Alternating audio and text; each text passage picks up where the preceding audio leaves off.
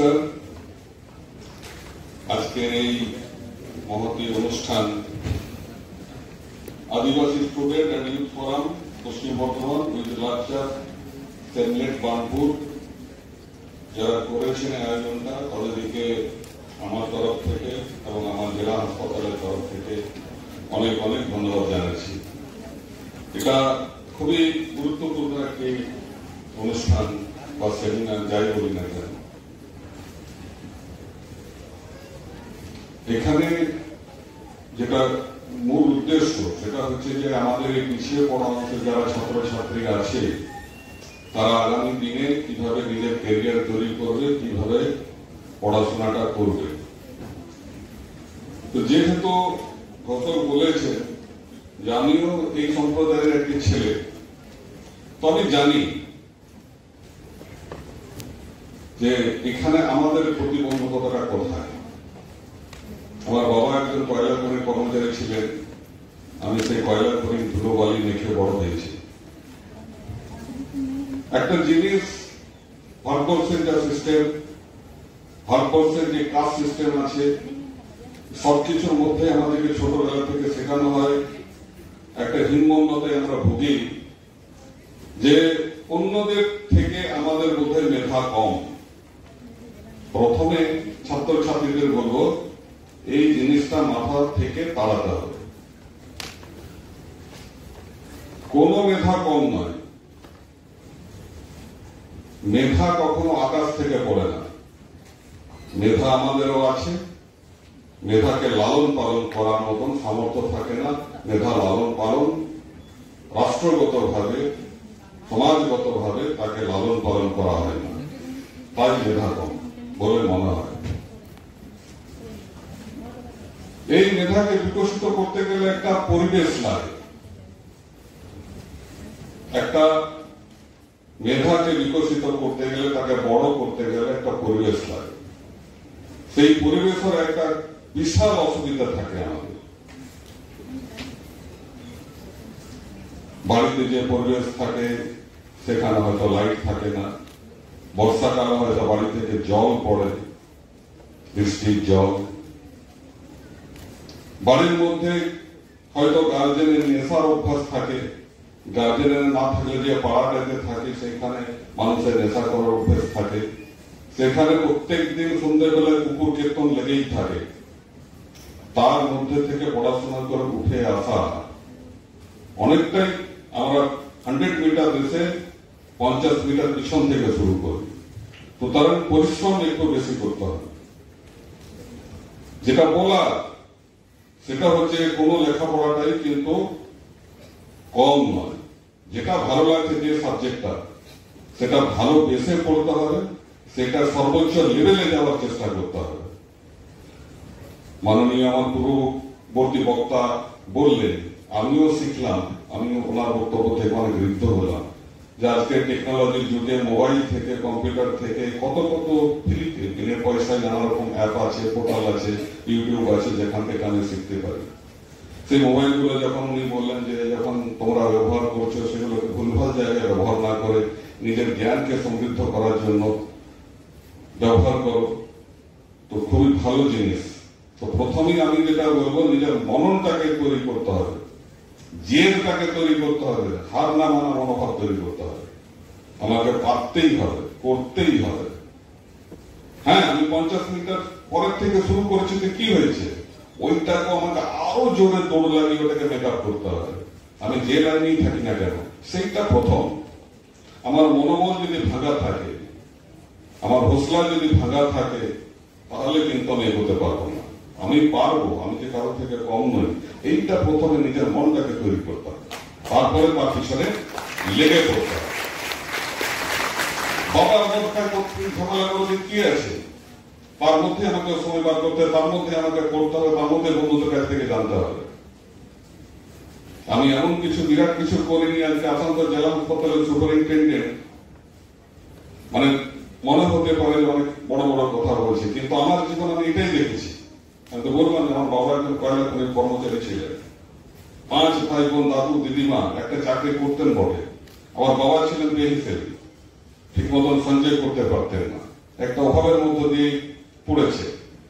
তো তখন আমরা যে স্কুলে পড়তাম সেই কয়লাখনি অঞ্চলে জয়েন্ট এন্ট্রান্স পরীক্ষা দেওয়া বা ইঞ্জিনিয়ারিং এর পরীক্ষা দেওয়া, মানে স্কুল থেকেও ডিমোটিভেটেড করা হতো, আরে এগুলো পরীক্ষা দিয়ে কি হবে, এগুলো খুব কঠিন, হ্যানা টানা। আমাদের স্কুলে দেখতাম ভালো ছেলেরাও যারা রেজাল্ট করতো তাদের খুব জোর, তখন পলিটেকনিক পরীক্ষা দিত এবং মাইনিং এ পেয়ে গেলে চাকরি সহজে ঢুকে যেত, তারাও খুব জোর ওইটুকু চেষ্টা করতো, তার দিকে আগে বাড়তো না। কিন্তু আমার যেখানে জন্ম সেই জায়গাটাতে সামনের দিকে ছিল মুন্ডা ধাওয়া, আর পিছনের দিকে থাকতো যারা কয়লা খনির লোডার, ওখানে সাঁওতালরা থাকতেন। তো আমি দেখেছি তাদের কষ্ট, কিভাবে বিনা চিকিৎসায় তারা মারা যেত, কলিয়ার যে ডিসপেন্সারিতে কিভাবে নেগলেক্টেড হতো, কিভাবে ডিপ্রাইভড হতো, চোখের সামনে মরতে দেখেছি বন্ধু বান্ধব ছোট ছোট বয়সে। খারাপ লাগতো, চোখ দিয়ে জল পড়তো, এদিক দিয়ে কিছু করা যায় কিনা। তো ছোটবেলা থেকে 7-8 থেকে মনে মনে একটা ধারণা পোষণ করতাম যদি ডাক্তার হওয়া যায়। তারপরে নিজের মনটাকে তৈরি করি যে আমার যতই বাধা বিপত্তি থাকুক না কেন এর পিছনে লেগে পড়তে হবে। তখন থেকে খোঁজ খবর নেওয়া ইত্যাদি, কি করে কি করতে হয় জানতামই না। জয়েন্ট এন্ট্রান্সের ফর্ম কোথায় পাওয়া যায়, কি করে ফিল আপ করতে হয়, কোথায় চালান কাটতে হয়, কোন ব্যাংকে কি করতে হয়, সব বন্ধু বান্ধব এই পার্কার থেকে জেনে নিয়ে কাজটা করেছি। এখনকার ছেলে মেয়েদের যেন পরীক্ষা দিতে গেলে মা বাবা যেন ধরে নিয়ে যায়, এটা খা, সন্দেশ খা, মিঠাই খা, দই খা, ডাব খা, এই খা, খানাই বাবু খানাই বাবু চোখ মুছিয়ে দিয়েছে, তখন ছিল না, এটা নিজেকেই করতে হয়েছে। তারপরে যখন আমি অন্যান্য ছাত্রছাত্রীদের মতোই আমিও পলিটেকনিকে ভর্তি হয়ে গেলাম, সেই সময় ধরা পড়লো আমার ব্যথা, প্রচুর ব্যথা হতো তখন পেটে এবং কোমরে। তো দেখা গেল যে আমার কিডনিতে পাথর হয়েছে, আমি পলিটেকনিক আর কমপ্লিট করতে পারলাম না। তারপরে ওইটুকু রোজগারের মধ্যে এই ডাক্তার সেই ডাক্তার হেনা তেনা দেখিয়ে সুরাহা হয় না, যার কাছে দেখি কিছু ওষুধপত্র লিখে দেয়, ব্যথা আমার যায় না। তখন আমি আবার উপলব্ধি করি যে আমাকে ডাক্তারিটাই পড়তে হবে, কারণ আমাকে যদি বাঁচতে হয় তাহলে আমার এটা সঠিক চিকিৎসা দরকার, সেটা আমার বাবার ক্ষমতা নেই। তাহলে আমি যদি কোনো মেডিকেল কলেজে ভর্তি হয়, মেডিকেল স্টুডেন্ট হয়, তাহলে হয়তো আমার রোগটা সেরে যেতে পারে। এবং বলছে গিয়ে ওইখান থেকে তখন ডাক্তারি পড়ে পড়ে সরকারি চাকরি করি বা নাইবার করি। 90-এর দশকে কিন্তু অতটা কঠিন কাজ ছিল না, সেখান থেকে আমি আমার এবং আমার পরিবারের দায় দায়িত্ব দিতে পারবো। একটা সময় মাথায় কাজ করতো যে আমার বাবাটা কলিয়াতে চাকরি করে, তারপরে রিটায়ার করে গেলে তারপরে কি হবে। তো এটাও কাজ করতো ফ্যামিলির প্রতি দায়বদ্ধতা।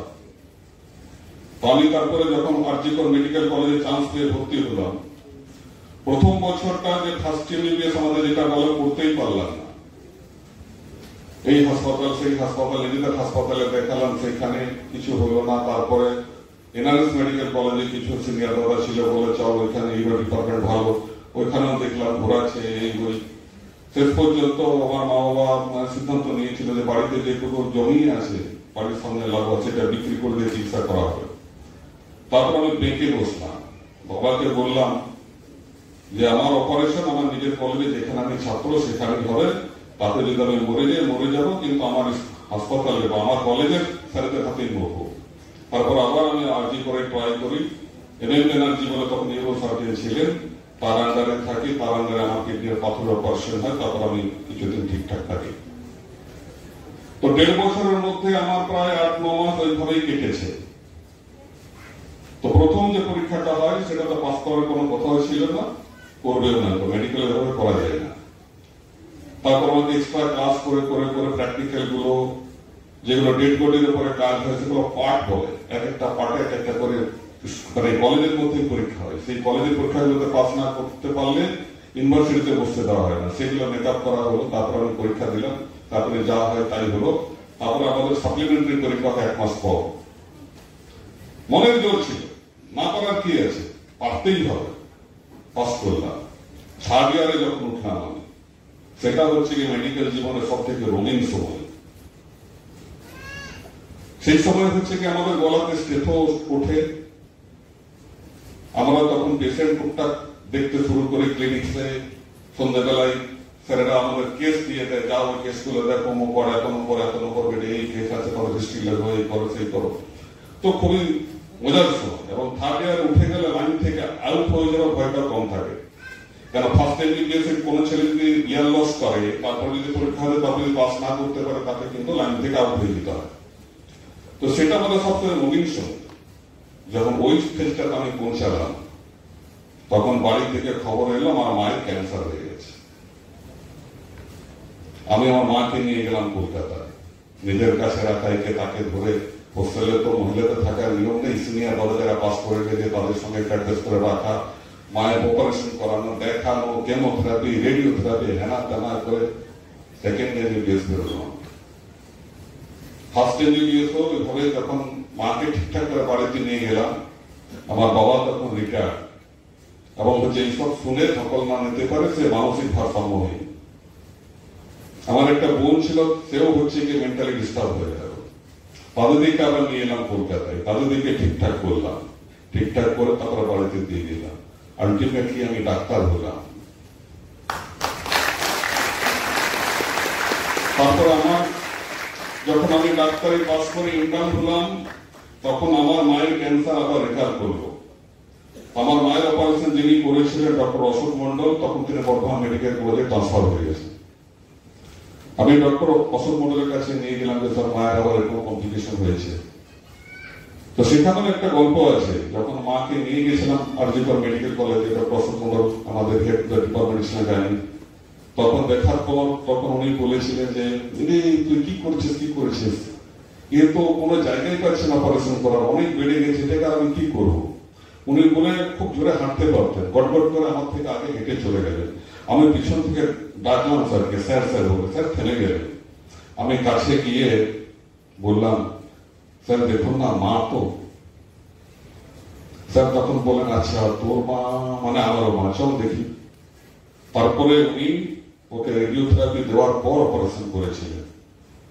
তো আমি সেদিনে বলেছিলাম যে স্যার কমসে কম এইটুকু করে যান, মা অনেক কষ্ট করে মানুষ করেছে, আমাকে যাতে ডাক্তার দেখে যেতে পারে। আমি যখন বর্ধমান মেডিকেল কলেজে গেলাম, স্যারের কথাটা মনে ছিল যে তুই বলেছিলি তোর মা তোকে যেন ডাক্তার দেখে যায়, তুই ডাক্তার হয়ে গেছিস, আর কারো আন্ডারে রাখিস না, তো তোর মাকে বাড়িতে নিয়ে যা, তোর মায়ের চিকিৎসা তুই নিজে কর। এরকম পরিস্থিতি। তারপরে পাস করে এলাম, বাড়িতে এই অবস্থা, কলকাতায় ছাড়তে বাধ্য হলাম। কন্ট্রাকচুয়ালি জয়েন করলাম, সেটা সম্ভবত 1998 কি 99 তখন হয়েছিল। তখন কন্ট্রাকচুয়াল ডাক্তারের মাইনে ছিল 6200 টাকা। গভর্নমেন্ট ভাবতো যে 200 টাকা কোন কোয়ার্টারে গভর্নমেন্টের কোথাও থাকে, হয়তো ওই 200 টাকা দিত না। ওই 6000 টাকার মধ্যে 40 টাকা কেটে নিত, তাহলে দিতাম আমরা 5960 টাকা। লজ্জায় মাইনে আনতে যেতাম না, ক্লার্ক যে ছিলেন তিনি কোয়ার্টারে পৌঁছে দিতেন, তারপর বলতে গিয়ে পরে খাতাটাতে কখনো গিয়ে ডাক্তারবাবু সই করে দেবেন। অথচ দায়িত্ব একটুকু কম ছিল না। কন্ট্রাকচুয়ালি চাকরি করে বলে কোনোদিন দায়িত্ব থেকে সরে যায়নি। যারা পার্মানেন্ট ডাক্তার তাদের থেকে বরং বেশি কাজ করতাম। তো এইভাবে আজকে সার্ভিস থেকে তারপরে আমি পোস্ট গ্রাজুয়েশন ডিপ্লোমা করলাম, তারপরে এই হেলথ অ্যাডমিনিস্ট্রেশন। সুতরাং প্রথম যে কথাটা বলেছিলাম, হিম্মত হারা যাবে না, হিম্মত বজায় রাখতে হবে। হিম্মত যদি বজায় না থাকে তাহলে কিছুই করা যাবে না। প্রথমে লক্ষ্য স্থির করো, মনটাকে তৈরি করো, শক্ত করো। আরে পিছিয়ে পড়া অংশের মানুষ, ছাত্র ছাত্রী, বাধা তো থাকবেই, পদে পদে বাধা থাকবে। সেই বাধাটাকে কাটিয়ে তোমাকে এগোতে হবে, তাদের যতই বাধা আসুক না কেন। তার জন্য এক্সট্রা পরিশ্রম করতে হবে, করতে হবে। যে কোনো আবেগকে সরিয়ে রাখতে হবে, ওটাকে টপ প্রায়োরিটি দিতে হবে, তাহলে কিন্তু এগিয়ে যাওয়া যাবে। এখন কেরিয়ারের কথা যদি বলো, মেডিকেল লাইনে অনেক কেরিয়ার, যারা হয়তো নিতে চান্স পেলে না, তাদের ক্ষেত্রে নার্সিং করা যেতে পারে, জিএনএম কোর্স করা যেতে পারে, চাকরি বাঁধা, বিএসসি নার্সিং করতে পারো, চাকরি বাঁধা, বিএসসি নার্সিং করার পরে যদি কারো আরো পড়াশোনা করার ইচ্ছা থাকে এমএসসি নার্সিং করতে পারে, পিএইচডি করতে পারে, বিদেশে ভালো ডিমান্ড আছে, কিন্তু লক্ষ্যটা স্থির থাকতে হবে, পরিশ্রমটা করতে হবে। জানি না আমার কথাগুলো তোমাদের কতটা ভালো লাগলো। আমি এইটুকু বলেই আমার এই ছোট্ট বক্তব্য শেষ করছি।